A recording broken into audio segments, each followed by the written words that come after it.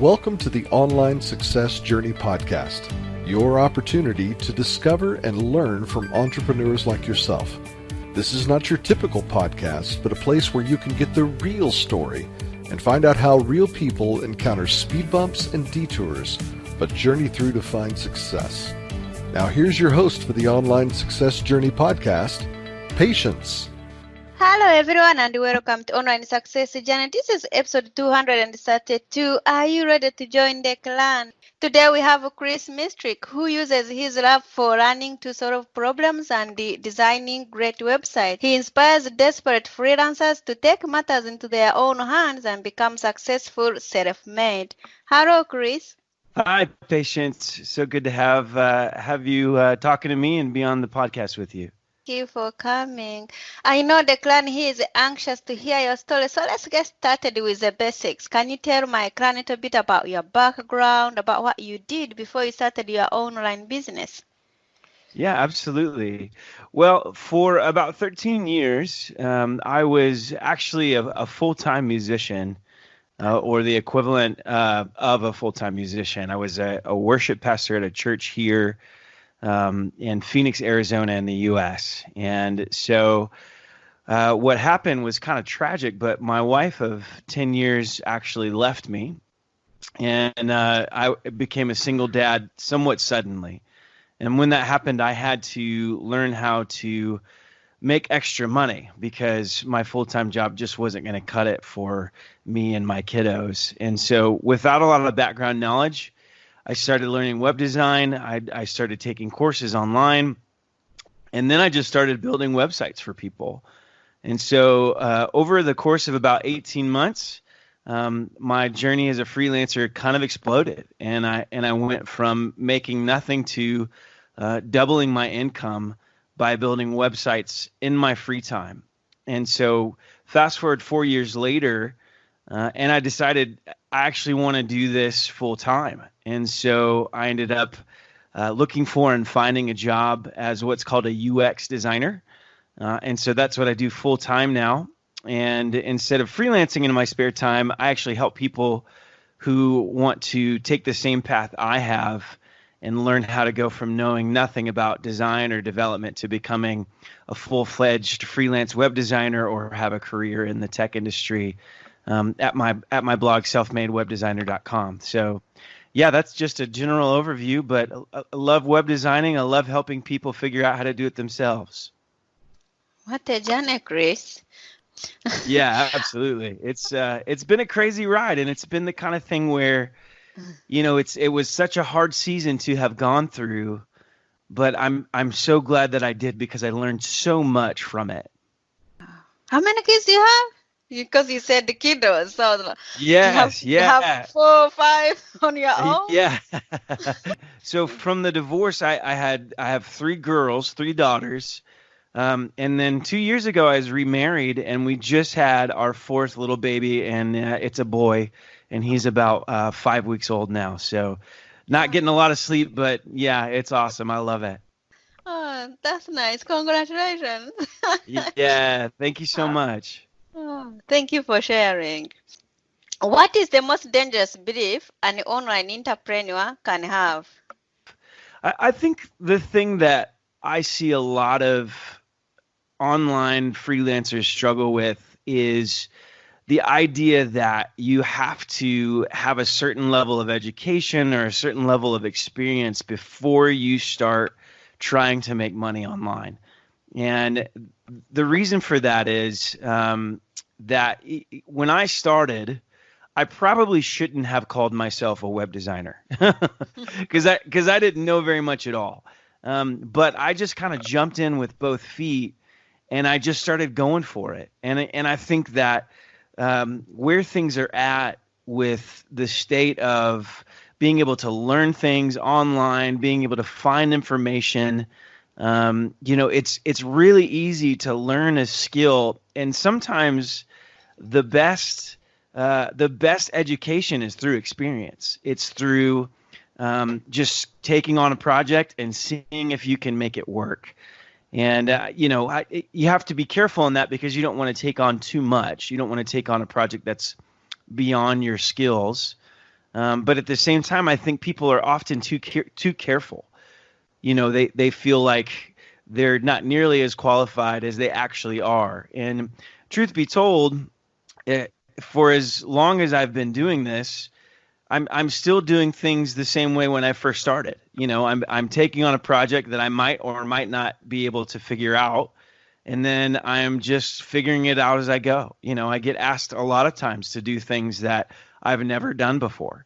And as a web developer, as a web designer, you kind of just get comfortable with troubleshooting and Googling and figuring out how to do things that you've never seen or heard of before. And becoming a part of a company where I've got people on my team who have been web developers for multiple decades.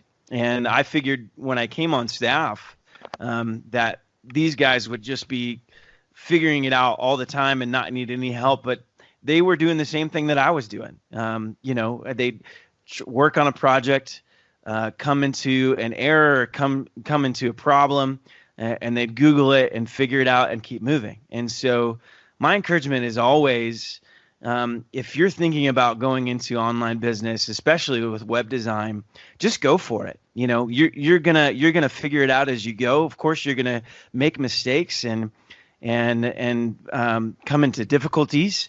But if you stick with it and you work hard, eventually you begin to figure it out. And so, I think that could be the best advice that I could give somebody who's just getting started.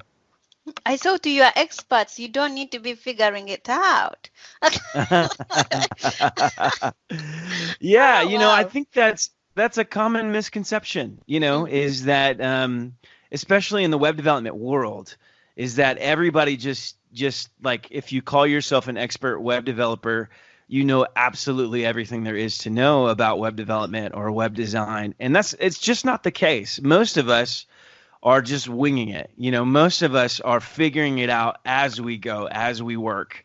And so it's much better to have the mindset of, I'm just going to go for it and see if I can figure it out. And if not, no problem. I'll talk to the people that I'm working with or the people that I'm, working on a project for, and we'll go from there. And I've had multiple times where I took on a project and it ended up being too much for me.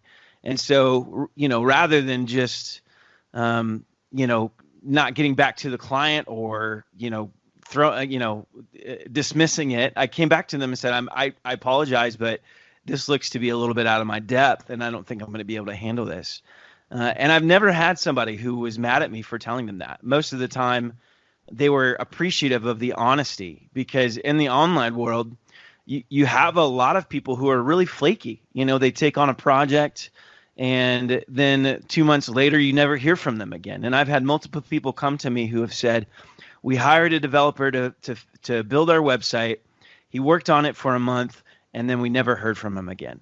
And so we need somebody to finish this thing up.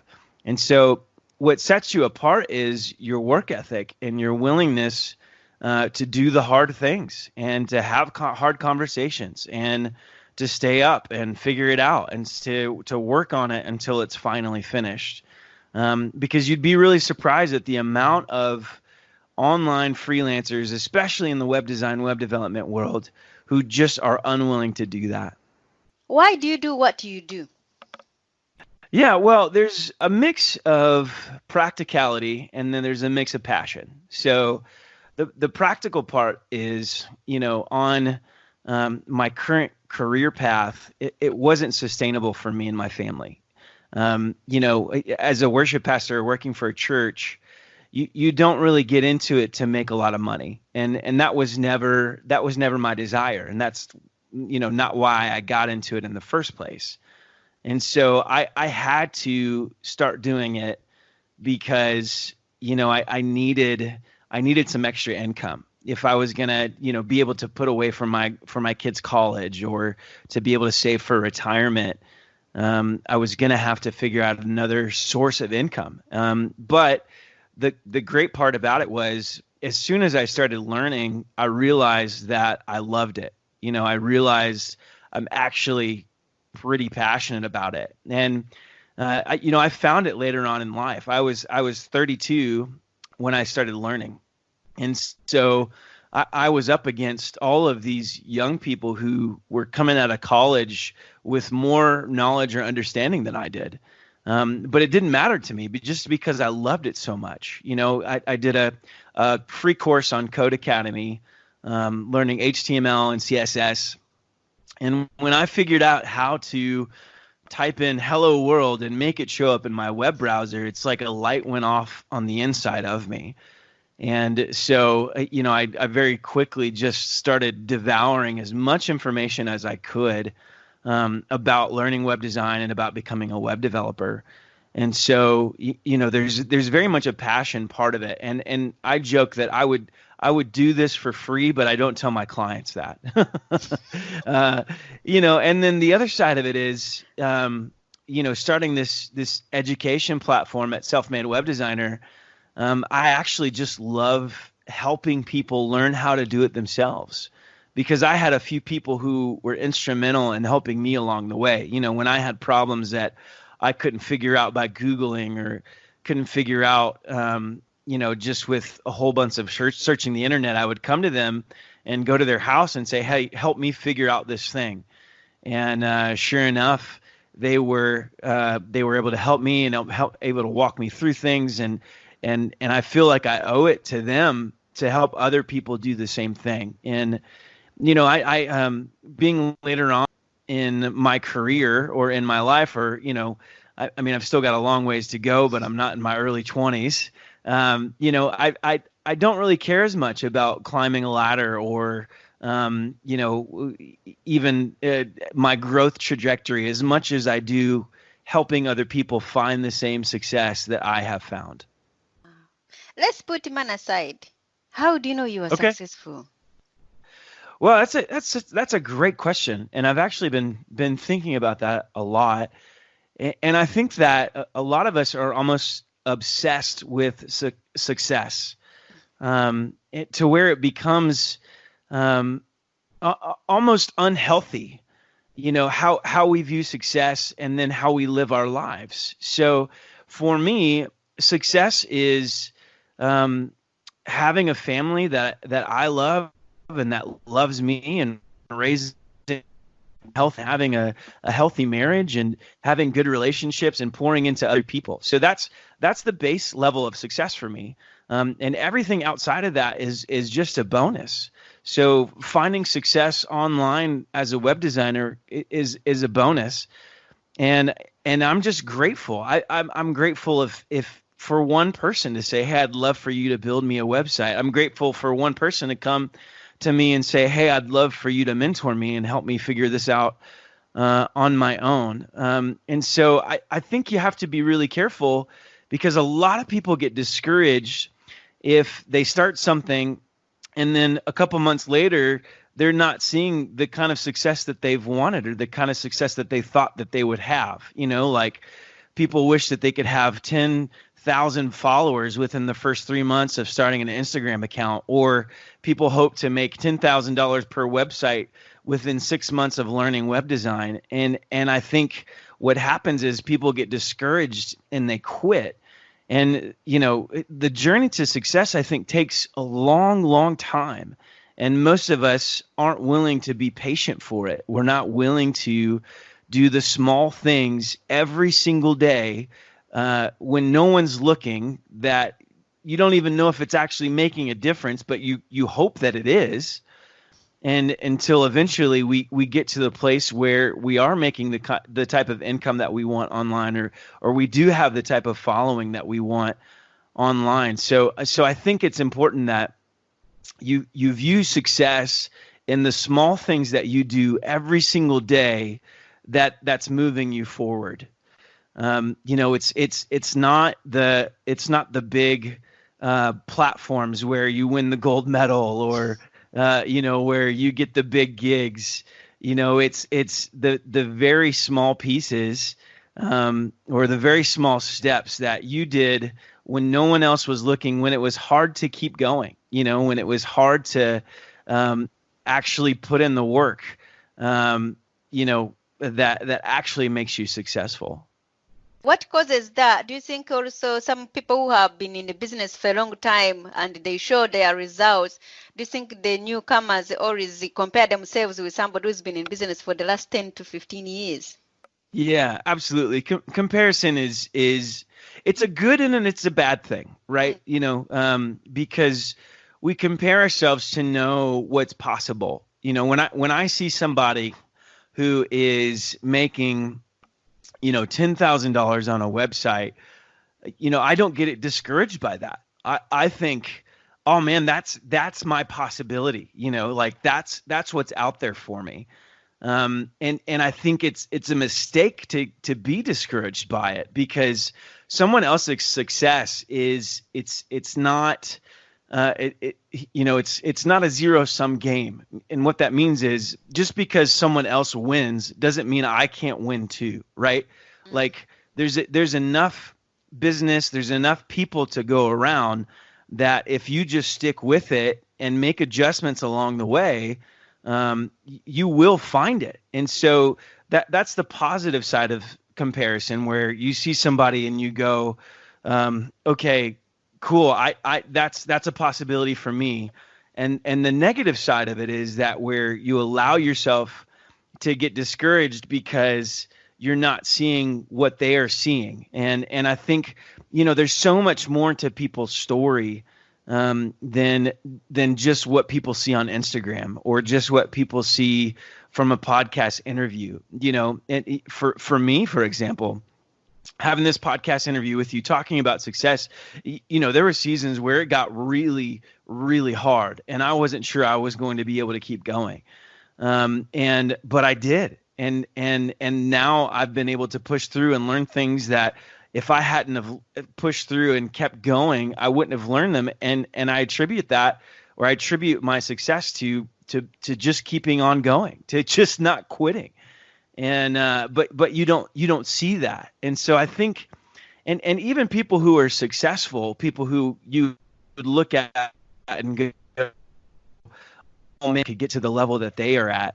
I think those people are saying the same thing about other people. Like everybody is looking at the next person going, I wish I could be like them. And so I think it's kind of a silly thought to think once you reach a certain plateau or a certain platform that you've made it, and you never aspire to go higher. Like we're all just figuring it out. And I love, there's a book by Carol Dweck called Mindset. And essentially she encourages people to decouple your value from what you're able to produce. So you're valuable as a person despite what you're able to do or not do. And so then learning how to do something becomes more about the journey, and becomes more about an inner development versus an outer development. And so rather than getting discouraged by mistakes and internalizing those mistakes, you look at that as an opportunity for growth, as an opportunity to challenge yourself and to figure it out. And so I think that's the best mentality that you can have working online or as a web designer. People out there who wants to go online and make money, or whatever you want to do in your life, your next dream job, always remember you are not in competition with someone else out there. You are in competition with yourself. That's absolutely all. Yeah, that's a great point. What have you learned from business as a whole?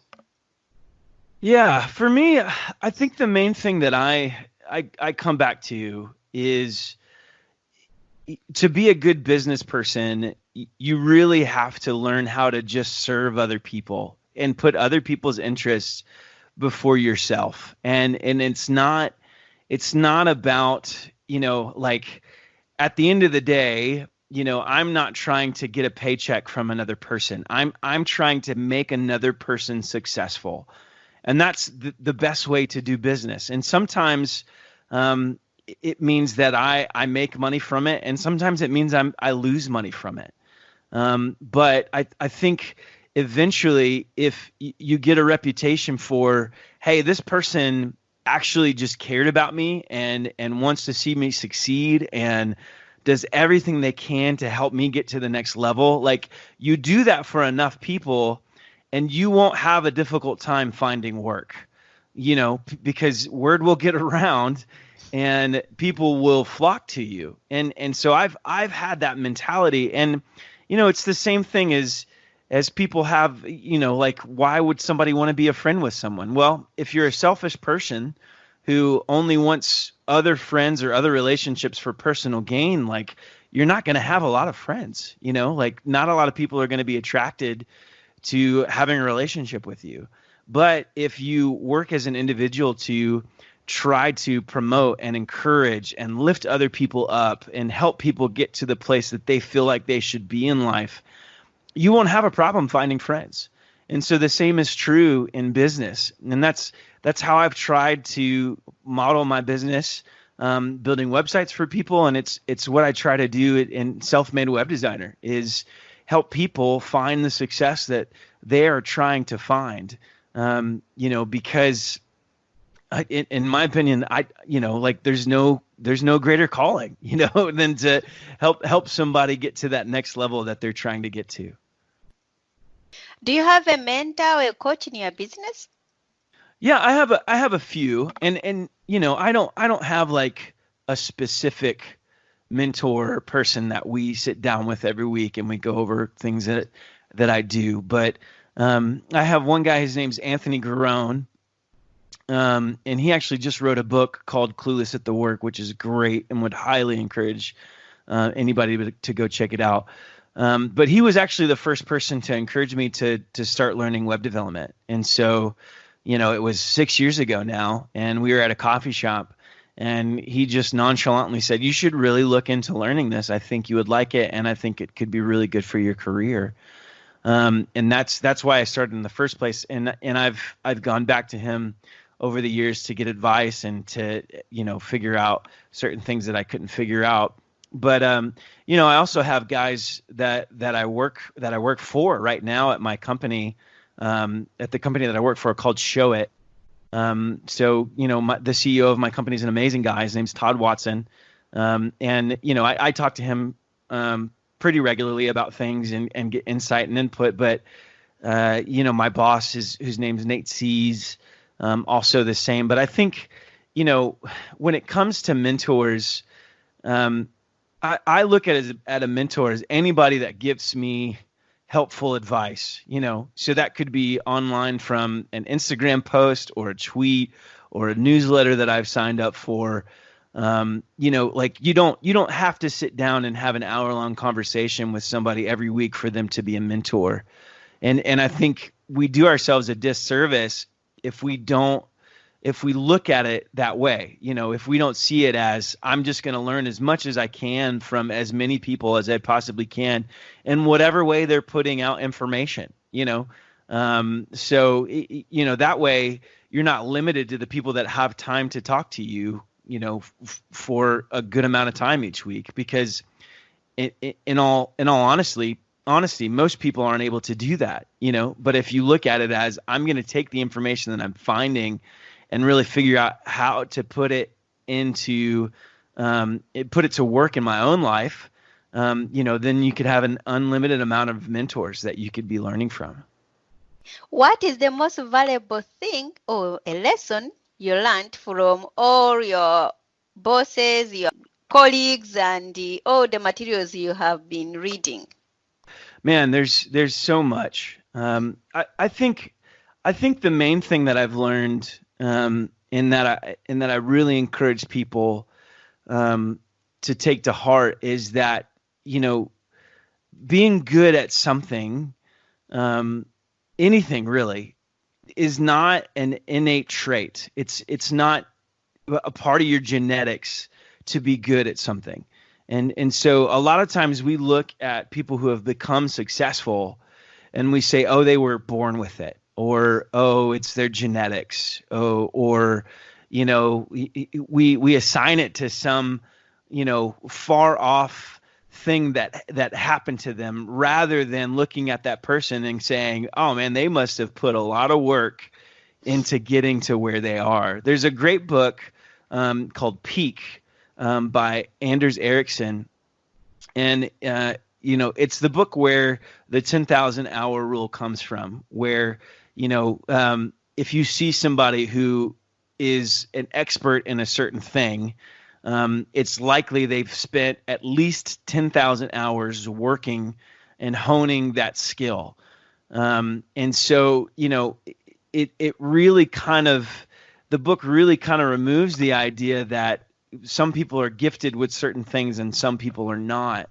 And being a part of a team of musicians, when I worked as a full-time musician at the church that I was at, that was my encouragement to the people that I led, is, don't look at somebody who's better than you and just say they're more gifted. Look at them and say they've put more practice and effort into this. And if I do the same thing, then I can get to where they are. And I think a lot of times we assign our success or our lack thereof to external factors, whether it's the economy or the family that I was born in, or the country that I was born in, or the state that I was born in. And I just don't think that's true. I think we have much more power over our lives than we'd like to give ourselves credit for. If you want to change your situation, it's possible. No matter where you come from, no matter who you are, no matter what kind of educational background you have, or what kind of opportunities you got when you were younger, it is possible. I've been privileged in a lot of things in my life, but there are a lot of things, struggles and trials that I've gone through, not only in my adult life, but as a kid growing up. And so, if I would have looked at those struggles and said, well, I guess it's just not meant to be, I wouldn't be where I am today. And so my encouragement and the thing that I've learned the most is that if you want to do something, you can. It just takes work and effort and grit, but it is absolutely possible. What is one thing no one knows about you? Tough one, because I'm a pretty open book. I'm not very private, and sometimes my wife wishes I were a little more private and wouldn't share as much information. Let's see, what's one thing that people don't know about me? Well, I something I try to hide is I tend to watch a little bit too much Netflix. So I have to make sure that I've got a schedule and I'm not spending hours and hours binging on Stranger Things or some other popular television show that you can find. What grounds you? Yeah, I mean, I think a lot of things. Number one, my faith. I wouldn't be where I am without my belief in Jesus and following him with my whole heart. And so that definitely is the thing that grounds me, but also my family and realizing, I'm not like, success isn't just making a lot of money online. Success is making sure that I've got a family that I love and that loves me, and that I'm raising my daughters and my son to be people that are successful in life, and that I have a wife that I love and want to spend time with and enjoy the presence of them. Having a new baby, I've had to take a step back with all of my work online and say, okay, am I being realistic? Am I looking at this sober-minded? Or do I need to slow down a little bit? And I have conversations with my wife all the time saying, hey, is this too much? Do I have too much on my schedule? Should I take some off? Do you need more help from me? Because for all the blog posts that I write on Self-Made Web Designer, most of the time it's I write for a minute and then I have to go change my baby's diaper, and then I come back and I write for a minute and then I've got to go put my daughters to bed. And then I come back and I write for a minute and then somebody wakes up and they need water, or somebody had a bad dream. And so it's pretty easy to stay grounded when you have a life like that. But I love it. I love being able to pour into them, and having work online has honestly freed me up to do that, to where I was able to work when my kids went to sleep when I was freelancing for all those years, rather than having to leave in the middle of the day and then come back home to them when they were sleeping after I got off my job. They would go to sleep, and then I would work until I went to sleep and wake up, take them to school, spend as much time as I wanted with them, and then go back to work. So it's a pretty cool opportunity that I've had working online as a freelance web designer. Tell us about your company. Yeah, well, Self-Made Web Designer is really a mentorship program. And I don't have anything for sale right now. All it is a whole bunch of resources of things that I've learned over the years from freelancing. And I've got a free course if you're interested in taking it that kind of steps out or plans out all the steps that I took when I first got started learning how to become a web designer. There's a 4-video course that's free to sign up for at selfmadewebdesigner.com. And, it's been great. I've been able to help a lot of people, and I've actually been surprised at the amount of people who have gotten back to me and said, my life was up in flames, like similar to me when I first got started.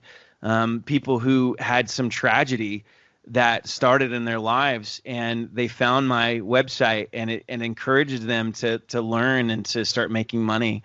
And there was even a guy that I worked with, and the reason why I even started in the first place, I was talking with one of the young guys on our team here at Show It, who is in customer support, and he is going to school to become a software engineer. So he's doing computer science in college. And I just asked him, I said, hey, why aren't you doing work online? Why aren't you building websites for people? Because realistically, he knows more now than I did when I first started 6 years ago. And his response was, I think I'm just afraid. I think I'm afraid of making a mistake or not knowing what to do or learning how to find work or, the legality of it all. And I said, hey, why don't you let me help you with this? I'll show you the ropes. I'll show you the steps to take. And he was up for it. And so not long after that, he got his first website and made money from it. And since then, he's been able to get more and more business online, building people websites. And so I thought to myself, like, there's got to be more people out there who are just like him, who want to do this, who probably have the skills to do it. They just need a little bit of help and encouragement. And so that's where Self-Made Web Designer came from, was a desire to help people figure things out and to coach them along the way. And how can we connect with you? So you can go to my website, selfmadewebdesigner.com. I'm also on Instagram as Chris Misterek. So, Clan, there will be more from Chris in a moment. If you are listening on one of the many podcasting platforms rather than my website and you are encouraged by Chris's journey, go to onlinesuccessjourney.com for a bonus portion of the interview. The Online Success Journey is a wonderful membership community built for people searching for the path to success. We are one big clan, and you can be part of this community for free. Once you have joined the clan, click on part of Chris's journey or over 200 plus other journeys that are available and learn how you can find the right path for your own online success journey. That's a wrap, clan. Remember, success is a journey. Patience and grace. This is not the end of the journey. We hope you've enjoyed listening to part 1 and want to be sure you know there is a second part to this and every journey podcast at onlinesuccessjourney.com, filled with even more success tips, uplifting stories, and even a bit of fun. There are dozens of episodes only available to the members of the Online Success Journey clan. Check out the website and click on Join the Clan for more information. Patience would like to thank you for listening to this podcast, and she has a free audio gift for you at her website. Go to onlinesuccessjourney.com for instant access to this gift. Of course, you know that listening to the journeys of others helps each of us chart our own path. So make sure you're subscribed to be notified as each new interview is posted. There are so many ways to stay connected to the online success journey and to listen in. And if you're enjoying the podcast, we appreciate your help in telling others. One of the best ways to share the benefit you get is to rate and review it at Stitcher and other sites by clicking the stars or completing the ratings form, by clicking thumbs up and leaving a comment on YouTube, or liking and sharing the podcast on social media. To review the podcast within iTunes, simply open iTunes to the podcast, click on Ratings and Reviews, then write a review. On behalf of Patience, and until next time, thanks once more for listening. It is our hope that this podcast will guide you on your own online success journey.